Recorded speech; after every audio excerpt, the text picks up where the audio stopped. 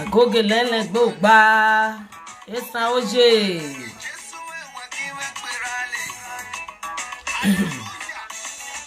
la boke abi o me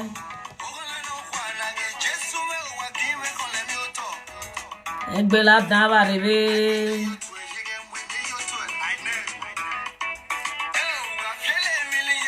ene bo to wa agoge hiyan gba e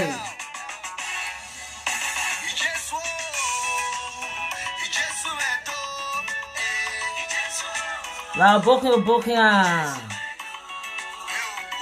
la Jason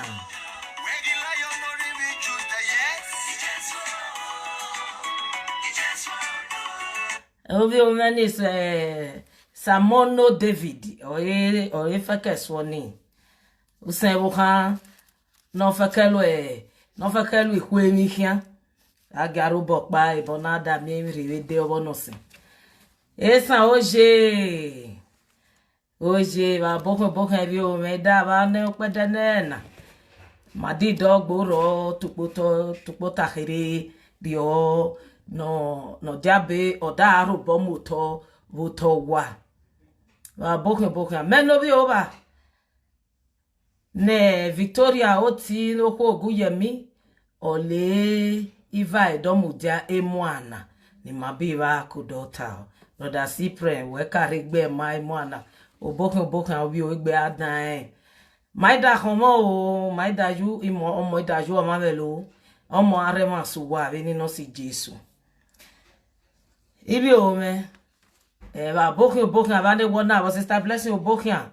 ba bokun ibi o me ba bokun Aselena oni mada taelena ole emo politics buwa eba kida do mi eje politics eka azagba o akida ri politics ma ole ma ho ni ma igbo feke gbo budebo elena ma budebo ma je gbo ita ma ebo ne ke genia o mo wedanare re mi ne diari ohia oe ma ho ni ma kodo do to ni ma ta pedene elena ibi o me awa no kwene se oe jo na lu o bebe edo bebe o me da do yibania ba obulu ba rebe ne robo soto vi YouTube channel no seme ba akweme ene ye do robo wo to be Akugbe TV ba akweme o se no bla rek baba awa ko se regbe ni o khada ege ni sign no riamu san siakan gbe ba hon awo ba gi ma de fi owunu enebo ba ga de fi owunu ele ba hon ya ba ga robo ba ibonada mi imagene mi one 1000 ni magwa no ni magene mi 800 o ekekere oba bungbe my wo bungbe down 150,000 ma we down 1000 dagbare ne yoge ni arobo soto wo bona ye robo soto wo bona emi soso e ba ri abo ni oyi ba da go na de icon gbe mu omo naimo na ole se ba hon awo owo bi o ba se ye robo wo to ma se ye bi ba hon ya ba robo wo to ba ga ko an gbe mu money politics na ole memure mu ana ibi o me ore adada ti emi o da vege ni ahe ole yi hie be boto esan kidada ni re ibi o eva bi abele ore aboju eda ekeda mona di owo ni canopy na mina we he party no ke ono mona we adiowo bona I party no ke o ewe ye hin e kan zagbopa o adaga na ni a o oda e diowo bona no ke we adiowo bona rade e ko yi party okpa be wa ri party ta be wa yo na ri party lu abakisa boku gbe be ko wa temoi emoi politiki ek o uge akida dasa botai I politici na miege ina he e bo wa mo gbenere fe horiawo o aze obio enobio e kainu wele de na re bie we sio efia we ran di politici oye jo bi o me ami o ba vote no mona oye jo bi o me ami o ba vote no mona oye jo mo no se me onida odare mo gerande oni politics natan imawo oni politics imarebe I politics da yi gima rebe ada mi obono fu obono oko no se wa no shai maki rogele fe ori age maki onoriana o e mada rebe o le repeti maki gene fe onori age maki onoriana o e mada rebe o e repeti rade onoria e mo bolu rade onoria o I robosui gima ho no robosu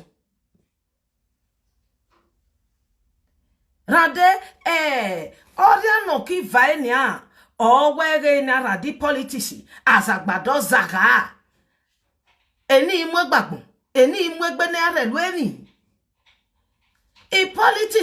ni politics onodode amudia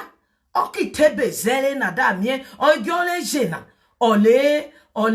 jiole ne oni ebote o fundamental right I fundamental right oni ebote o fundamental right ege hone owe arebe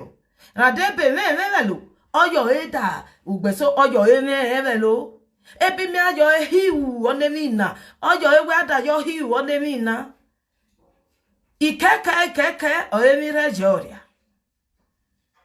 bakida mieye eke azagba eke wapa ake owe aye negbeta o rade omona do re bo be peti no mona omona do re be o peti no so mona rando ni maye negbeta we ko wa gole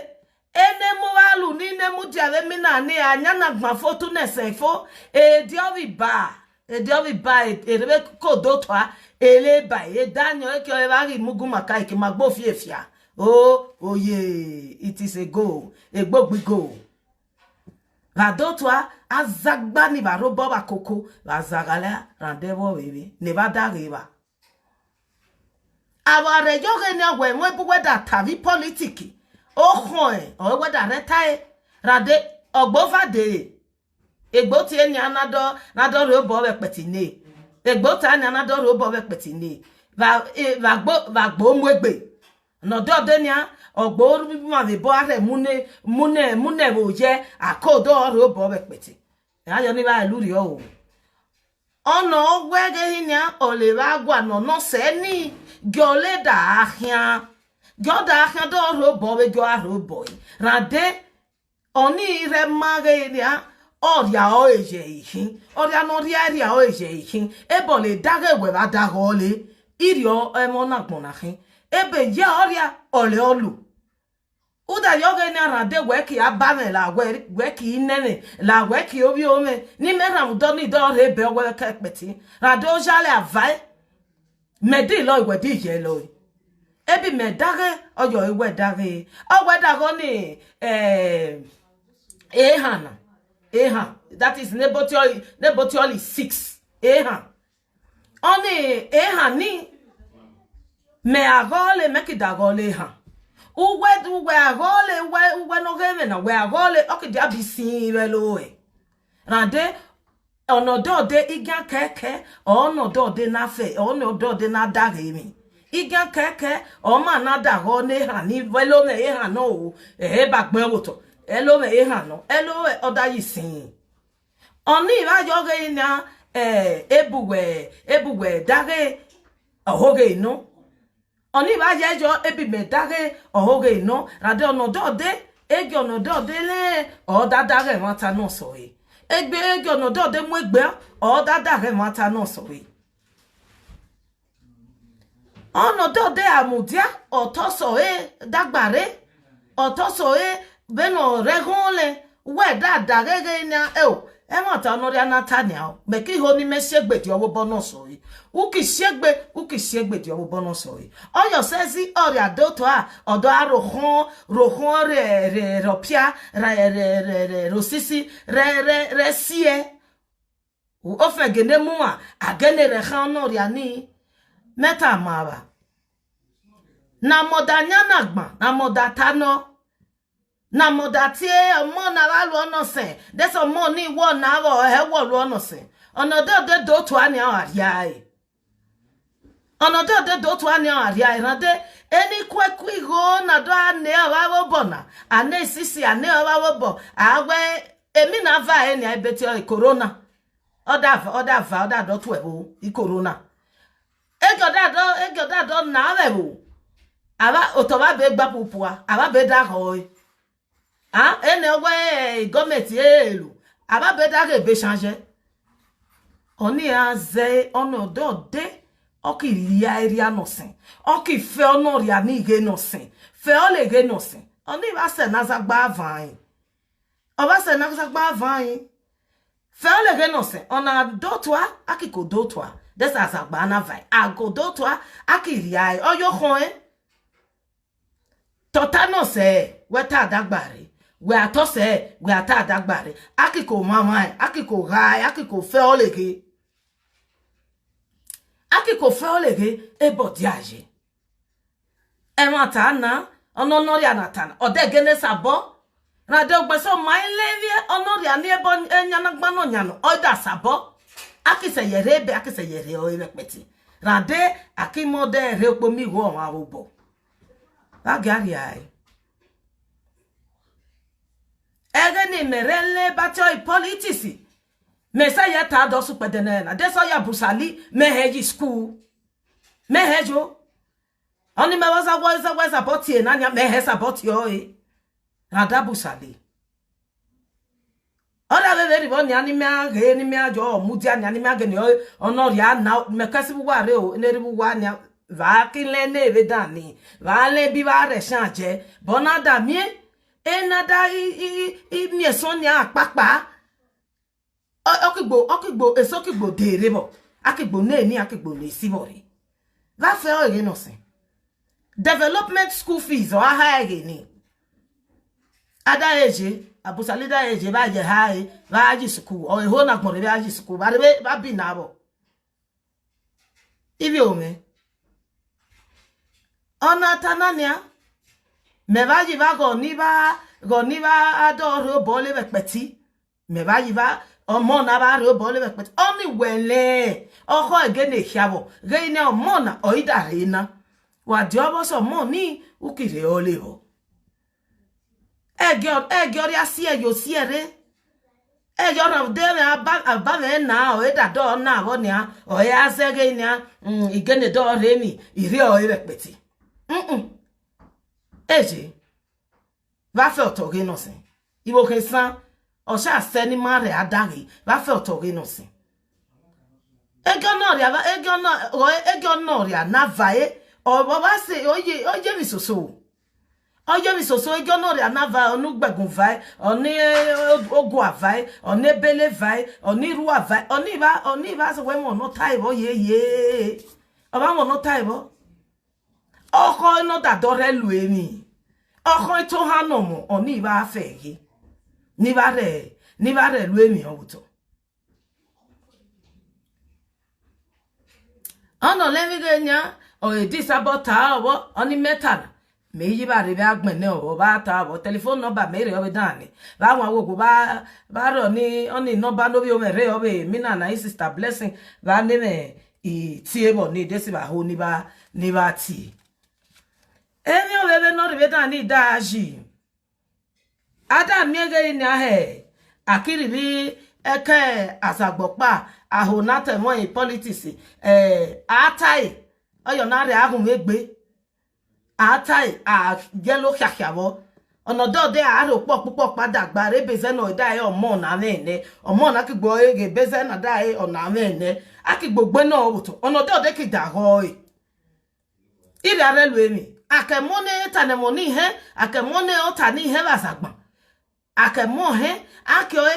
onodo omo na ore so ehume gbe o ehume gbe rade ajosi honale ho hole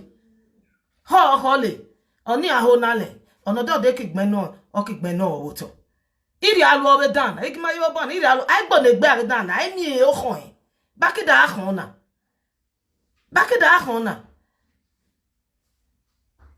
rade ene ho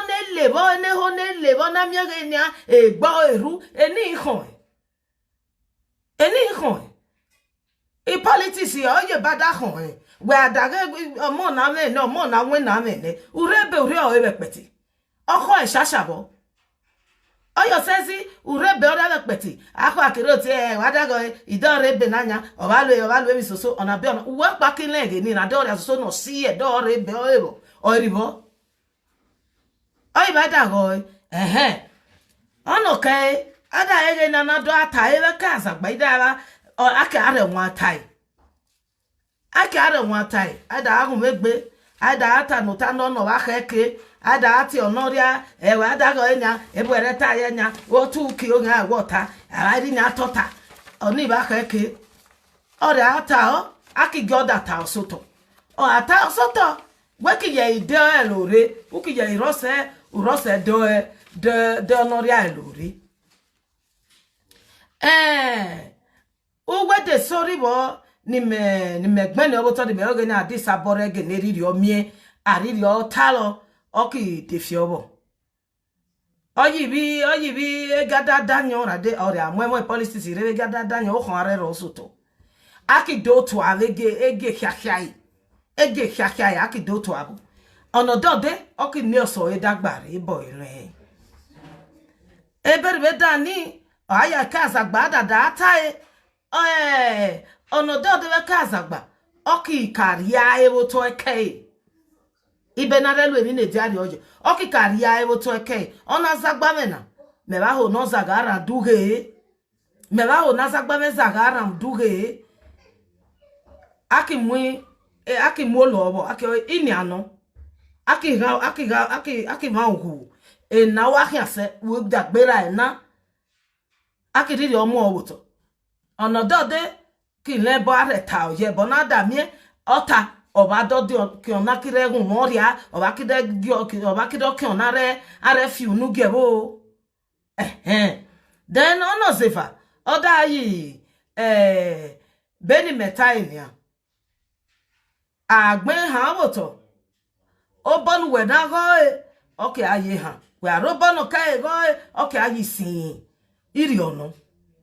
akire iri ofe o ege aya iri ogo ibi o me o khon wele ni ge na we da mu soto o khon wele ni ge na o yo khon no gene rete mo rebe ka azagba rade o khon azagba oifo o anusina okidi usi novade oleze nonodo de ada mo enwe ve mo omo na wado rebe repeti omo ni wado rebe repeti adomo mo politics re ve eke asagba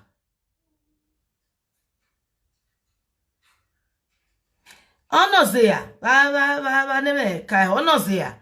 onodo de oki toso yi ebeze na ada omo na ada do rebe repeti ono ka eki ye toso yi adago ono hia nebo onodo de akin lebo adore nebe repeti ye it is your fundamental right oni were yo pe oni were yo ku oni were yo ria no mota unu no se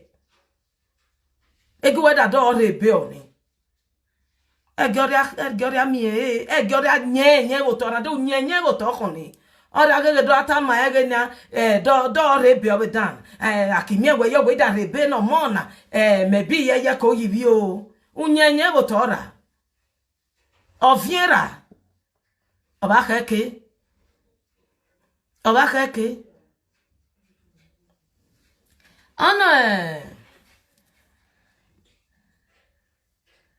ana zisen ole akida miege nya ono bo kokun nebo owege nya iri oki ho no aje omo na rebe na aya go ake ago ra dik be ne josi no ikpe ne josi no ke oni ikpe ne ni ebe azere na da miege nya onoria ni oba dolu emi na da miege nya ake o wadago ibaka juwe egeni oge we ake age ni oyi no osese ni were ati o adesi ile mi no ebe zani data okwede nena ole ebo ne ki ga igbe ave ko wa agwe je ne meta omona mebi osema fo omona osema fo ran dege nya we ba do rebe obe peti ni meho ni mere ebe ibi obe ba ga na ebi ne ti ari obuto oba keke aga na e obuto ade onodo de lebeze no ada rebe ori abepeti dese abusali de yuvi nya no kevai medi kike do rebe ori abepeti awada go egima yewe dane ni ria ye lo we adago ria ge na emi no lu oba ye ikase lo erebe my won lebe na oba ye keke aguse ukisho begbe do rebe no ria bibi oyi we pari ge kan ne gwe da rebe obuto ni we pari bo ora bebe ba de ba ya ribe dan ni ora bebe de ba ya ribe kan wa da do rebe obuto oba ho mirio so ayo na do are ri agbe ave ve Kazagba do akon ve Kazagba ran di I politici ele adiobi keke le do asofobuge e diobi keke do ele do to eko danyo eko le bai iba ne ve ko gwa ni bi o la ye yi bi o ran dege ni a omo ni la omona kidemo yi kidemo ilu voti iri ono ibu kama o ese madam ye be no their daughter tonota na mama die bakiti oni bi mi ana do de le ga rebe o radege na mekiri bi party o bebe me akivai me ogena me adoto ave canopy rade ayi me vaige na ori aju me shedan ni me do regbe tijere ola ni me do ne le viege na abere la inele ju ola ori egbere ju me akideda ni re asime yo simere aka no mefo party ni aweji guwe na vai guwe hia akedomie are aga ame mere do to oni ba gbabe ho anyo da se egbe rade we yo party omo na ade e bai adamu ni rade we yi party omo na ba keje oni bibi e da ma ki mo ni he ibo kama e da ma ki mo ni he nada ki zo gbebe ko wa rade akide modo ore be o epeti bi o me ba ga na emi ne diary oto la gare lo be ne mi ni akin won ni ma be ni no si Jesu mekwe monota na soto me se ya mo so me data ba mekwe monota na soto ibi o me dai aki mo lu emi buron ene be poma ya ki ye lo ibata pa mina he bekoti ibata pa bekoti onoke ekwekwe mirio ne lubugwa ne ki tuje gada lo ekituje oto ono lemi ge ni elu ebejari o jimele o ta mame wa jimele rade ewo igwano mi o ti eme wa gimele no ba ni rewe dan ni onori ani oro ti eme hello va Jason wi o Jason sister good evening ma wa to eji ba hara menu bi ma yeri ni ba tario ibo hoji ole ati olomo majority me yeri do contribute because ebi maki mi bi samie o yiri are be ma wen ware because on we wo murena mi ajo wa gbe megbe owo mama gbe megbe iba less ade area na kimiena mostly wo kama na kimiena iba less ade ile badre oje reka oje ole akugbe akijo esan oje akugbe ole no oni esan oni ati ole san because also party na on arrive party na kele raudoni ori na kimi o la lui marriage round ovi ole kiri boli party ni o asegi party no vi ole ye ayeda yin la mena ono di on so le gbe round ori vi party no kele ayeda modina ayeda rebe na eva ayeda rijoko na do toi Name awo enough is enough. Area never let the main money never lolly go a while warrior. One of the level way. They don't your way. They should go and wake up. They're your way. They are not yeah, where because who wear me or limit in now as do as a bar, now as do now a great generation enemy or limit in because ona we wo tarene oseno black me that abojo ke home osono me veo because ebe sono me oni mi are home ho yo akijo esan begi man esan ye regbere you se begi man esan ye regbere titi se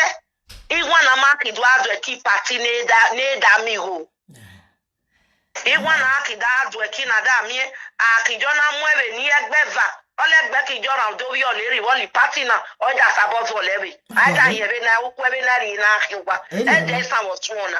e balu alu you don't force us to deliver me na weda mu ahin emi na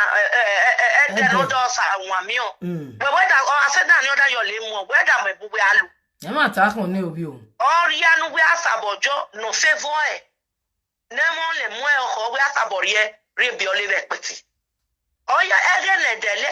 oria no gene wolwe mi bebo akire bi olive peti oya ida lo e ida fete ene worry with the government as akiwo mu nebe popa diele e awo gbona leve ya e wo re bi owe peti bo ta mele ile alu okinabu kofo oya lu okire bi re de lonu o se no blana di makin ehi mani neria so automatically ehi no sele no so hiele olele kikin Ibo kaki ari bugwa eda mi go relwe minele rounde ebe promise ebe ta eba ye rose bi o eba ye rose rounde me oni mele me ba onovi o mele olori ani ni wawo round ole kan ni awo kiri go ori obe pa ori o ekes we o pe gboria ramudi party we wo ma wa kamio na we sare ne wo stop and I believe this year by if I believe edi mona gbo because e amona gbo e bo si o da yo ni kere o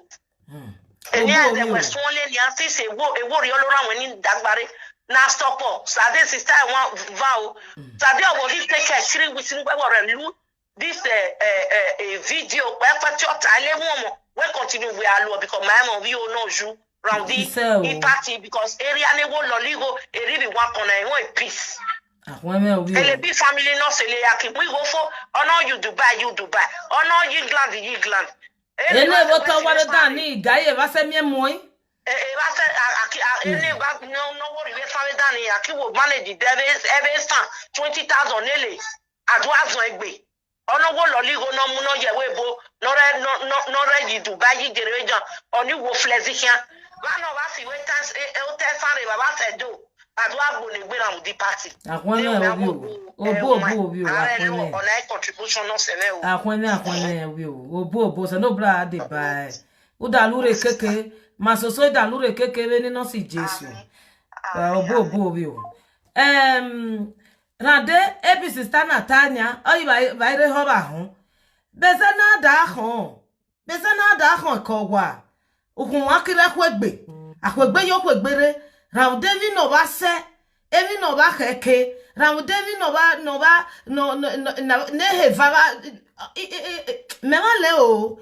ma le but me yo se no bla no tan ba elowa agege do agbo ne gbe round ade do re be obekpeti ebe nu gbeda do re obekpeti igo e ka no ra ni da re ni e ka nu gbe ada khion kho no se we le ni Paul ole asabolo wo he Josiah owo kida do re na ade Josiah owo re go ni enwe nwan iri akoki ona awoki ebo o ha wosa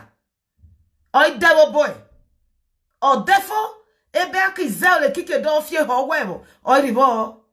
ade o nede o ye da fioro bezai mi sama esa oje dai me kajo ainegbemu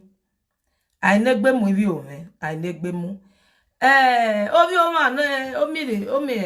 itepu oda aswilu opa oda ege se no bla re ye ma ribiri no se no bla je ya ege se no bla da re ije lere oda so ni lona oda ni neva ni re ma ba ni ba je ikai ho rade ainegbemu wa ga negbemu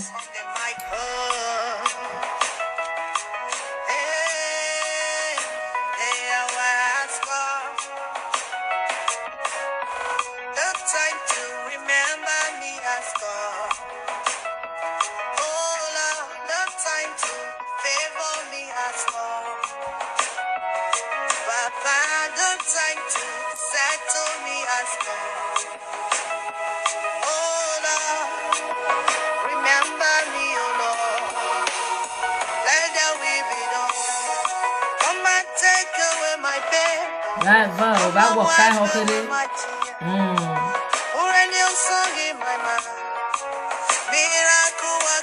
yes na re so yo ajo na da re bu so na va go kai ho come and set my feet upon the rock that is higher than me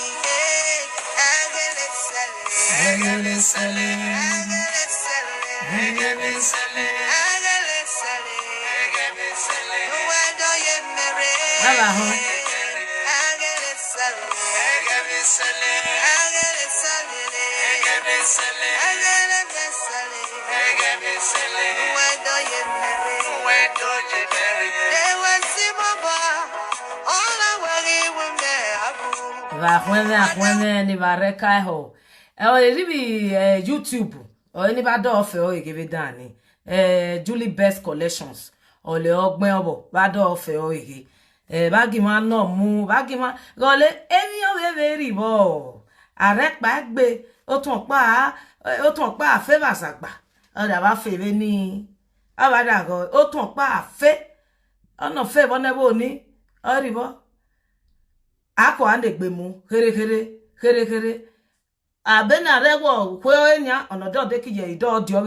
e dan ni odo ofe o ige oye uhai iri are negbe mu oyo no rego no ri apa oyo elu emi no ri a oyi bada go onize nada negbe mu se no bla de baba bi o me se no bla de baba ida baba hu agogo va hu ya ebe bo tai va gyo se gbe gale e kai ho na re fege sadege nelu ada imie san isi ahan kere imie san ire paria imie san ilo na va hu agogo va gyo se gbe bo va gyo so to bu ke gbe no se ma veni no si Jesu na de meleni imie san ire pa egbe va hu agogo va do ne obo wo to bi YouTube no se me va hu ya va re pa me ubi mi mebi va hu ya va re pa me eni me beta ni da yi i Victoria oti Ogunyemi ole ni me beta ni va de da ni re va robo wo to be da ni get that me subscribe va robo wo to be da ni va ye da ri picture me gi memory of Facebook va ye robo so be da ni oku whatever the one YouTube page va robo so to be da ni va ye like o va ye ho mo le nege that you like va ki ye riri o ye gai Akugbe TV ye imu va ye diobe dani va ye do robo soto ose no bla gyo aye kho ni ma kyo ege ni e begi ma buseve esa mega forum aba ye sa bomi 1000 eke kuki no hin na modagwani 1000 people aba ye mi etu 1000 aba ye mi and imagine 150,000 people running line in la hu awo la hu ya ba robo ba ma wa hu ya la ga ko mu se no bla de ba ba ri beni meta erenia begi meseta senia idara on election nova de na ba hu awo ba ro ba oko no se ba oni corona na nia oyo ma ba mi ene do ani ga mi bugwa ene ga ne mu photo ene ga ne ba mu photo o se no bla re pa ba ri be jan ene lo se o to ke o se no bla re pa ba ri be ani politician over there na va ga miege inia nwa no se ba o le ba re bi o kho no se ba o le ba re be o be peti no ria va hu agogwo va ge o ga ba azagba rade a dorunu bebe ba fo be dani erunu lele ba fo akipa no o be ba kida ho ono yejere ibado mudiado nebe o ka peti o yeribo abo kida mie va rebe o re peti ono ri agene do alu emi no gene gbon obe emi na ebe no so rege ni o di lu ina o da gene lu o